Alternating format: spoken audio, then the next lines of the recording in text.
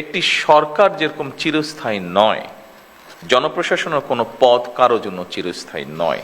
আজকের এই জেলা প্রশাসক সম্মেলন অবশ্যই নতুন কিছু নয়।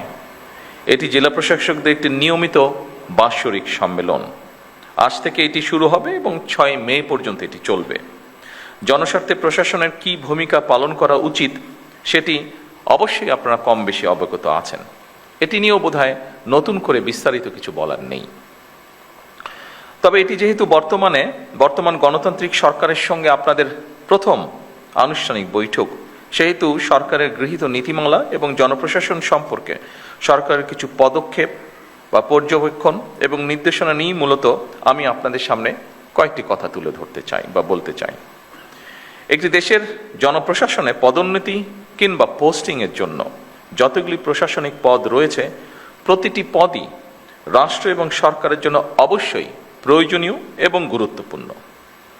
সুতরাং শুধুমাত্র পদোন্নতি কিংবা নিজেদের পছন্দের জায়গায় পোস্টিংয়ের জন্য পেশাদারিত্বের সঙ্গে আপোষ করলে সংশ্লিষ্ট কর্মকর্তারা সাময়িকভাবে হয়তো লাভবান হতে পারেন, তবে সেটি আমি ব্যক্তিগতভাবে যেটা মনে করি, তবে সেটি সার্বিকভাবে জনপ্রশাসনের দক্ষতা এবং নিরপেক্ষতার উপরে একটা নেতিবাচক প্রভাব ফেলে। সুতরাং জনপ্রশাসনের কর্মকর্তাদের সব পদেই কাজ করার মানসিকতা থাকা জরুরি। কেন জরুরি আমি এক্ষুনি আপনাদের সামনে সেটি বলবো।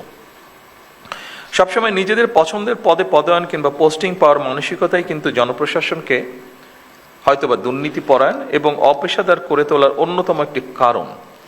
এটি আমি মনে করি, এভাবে বিষয়টিকে আমি এভাবে দেখি। আমার ধারণা এই পর্যবেক্ষণের সাথে আপনারা অনেকেই, সবাই না হলে অনেকেই বোধহয় খুব একটা দ্বিমত পোষণ করবেন না, বিশেষ করে যারা প্রফেশনাল আপনারা।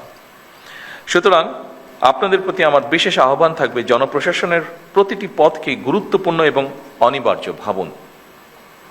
দেশের যে কোনো স্থানেই যে কোনো সময় জনপ্রশাসনের যে কোনো পদে দায়িত্ব পালনের জন্য নিজেদেরকে দয়া করে মানসিকভাবে প্রস্তুত করে রাখুন।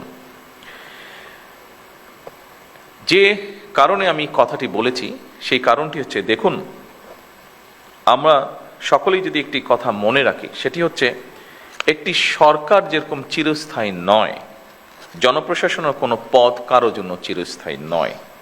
এই জন্যই আমি পূর্বের কথাটি বলেছি আপনাদের সামনে।